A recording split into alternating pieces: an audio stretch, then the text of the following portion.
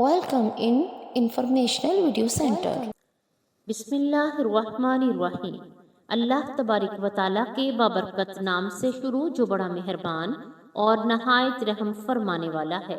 السلام علیکم ورحمۃ اللہ وبرکاتہ۔ نبی کریم صلی اللہ علیہ وآلہ وسلم کی پیاری بیٹی حضرت فاطمہ الزہرا رضی اللہ تعالی عنہا کی وفات کا درد بھرا واقعہ سننے کے بعد آپ کی آنکھوں میں بھی آنسو آ جائیں گے جب سرور کائنات صلی اللہ علیہ وآلہ وسلم نے ان سے پوچھا کہ سناؤ علی شریک حیات کیسی ملی ہے۔ حضرت علی رضی اللہ تعالی عنہ نے عرض کیا نام العون العبادہ، یعنی میری شریک حیات فاطمہ رضی اللہ تعالی عنہ عبادت گزاری کے معاملے میں میری بہترین معاون ہیں۔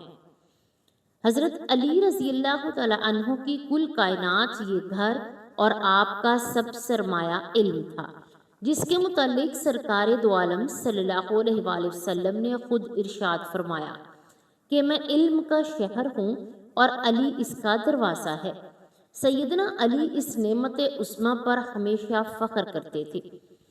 حضرت سیدنا علی المرتضیٰ رضی اللہ تعالی عنہ دولت علم سے مالا مال تھے، لیکن سیم و زر سے آپ کا دامن ہمیشہ خالی رہا۔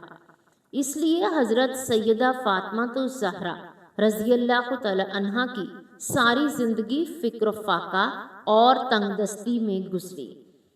کونین کے مالک کی لاڈلی 2 اور 3 دن کچھ کھائے پیے بغیر گزارا کرتے تھی، لیکن حرف شکایت صبح پر نہ لاتی۔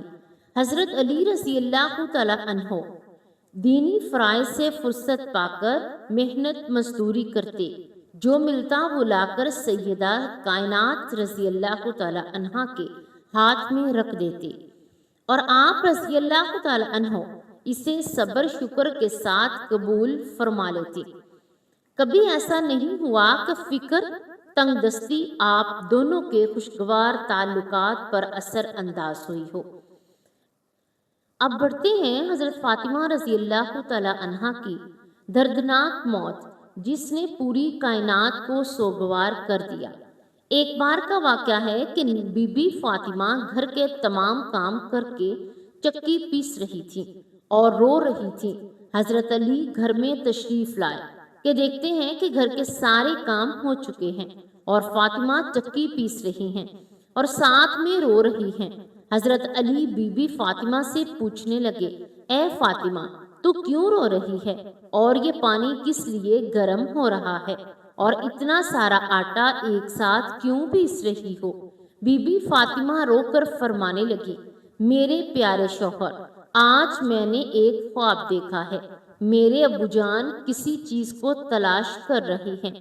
میں نے ان سے پوچھا کہ اے ابا جان، حضور آپ کس کو تلاش کر رہے ہیں؟ تو میرے پیارے ابا جان سرکار دو عالم صلی اللہ علیہ وآلہ وسلم نے فرمایا، اے فاطمہ بیٹی، میں تجھے تلاش کر رہا ہوں۔ بی بی فاطمہ رو کر فرمانے لگی کہ آج کا دن میرا اس دنیا میں آخری دن ہے، آج میں نے اللہ کو پیارے ہو جانا ہے۔ حضرت علی کی بات سن کر بہت سی زیادہ رونے لگے اور فرمانے لگے، اے فاطمہ، ابھی تک تو میرے پیارے نبی صلی اللہ علیہ وآلہ وسلم کو بچھڑنے کا غم ہمارے سینے میں ہی ہے، تو اپنے سے بچھڑنے کی بات کر رہی ہو۔ میں اس طرح تیری جدائی کو کیسے برداشت کروں گا؟ تو بی بی فاطمہ فرمانے لگی، جس طرح آپ نے میرے ابا حضور کی جدائی کا غم برداشت کیا، اسی طرح سے میری جدائی کا غم بھی برداشت کر لیجئے گا۔ حضرت علی رضی اللہ تعالی عنہ پوچھنے لگے، یہ پانی کیوں گرم ہو رہا ہے اور یہ اتنا آٹا کیوں پیس رہی ہو؟ تو آج کے دن اتنا کام کر رہی ہو، تم نے بہت کام کر لیا ہے۔ بی بی فاطمہ رو کر فرمانے لگی، اے میرے پیارے شوہر، آپ کے بھی تو حق ادا کرنے ہیں، اپنے بچوں کے بھی تو حق ادا کرنے ہیں۔ میں پانی اس لیے گرم کر رہی ہوں کیونکہ اپنے بچوں کو اپنے ہاتھوں سے نہلا سکوں۔ آٹا اس لیے پیس رہی ہوں تاکہ میرے بچے اور آپ اس آٹے کی روٹیاں بنا کر کھا سکیں۔ میں کپڑے دھو چکی ہوں، آپ لوگوں کی، تاکہ آپ لوگوں کو دھلے ہوئے کپڑے مل جائیں اور آپ پہن سکیں۔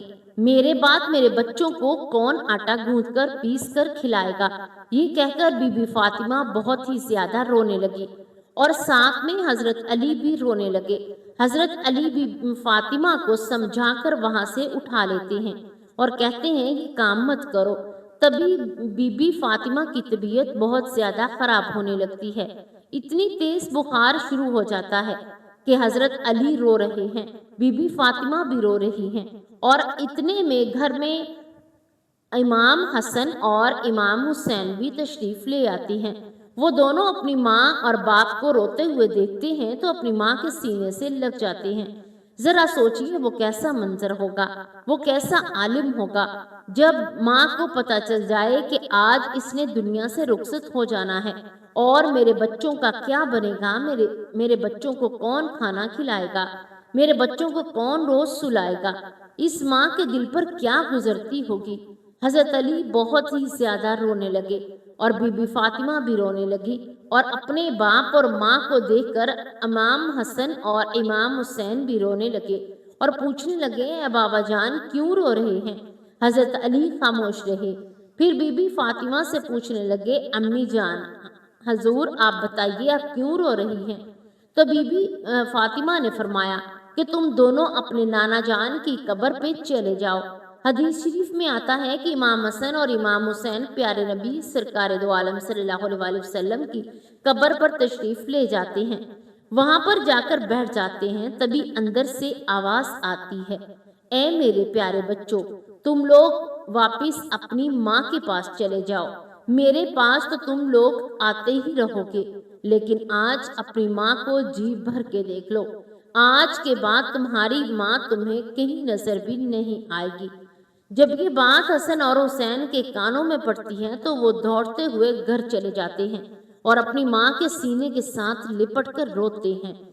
حضرت علی بھی رو رہے ہیں، بی بی فاطمہ بھی رو رہی ہیں، امام حسین بھی رو رہے ہیں، امام حسن بھی رو رہے ہیں۔ اتنے میں بی بی فاطمہ کی طبیعت اور زیادہ خراب ہونے لگتی ہے اور حضرت علی کو اپنے پاس بٹھا کر اسے 3 باتیں کہتی ہیں۔ پہلی بات یہ کہتی ہیں کہ میں نے آپ کے ساتھ کوئی بھی کوتاہی کی ہے، آپ کی خدمت میں کوئی کوتاہی کی ہے، آپ کی نافرمانی میں کوئی کوتاہی کی ہے، تو آپ کا کوئی حکم نہ مانا ہو تو مجھے معاف کر دیجئے۔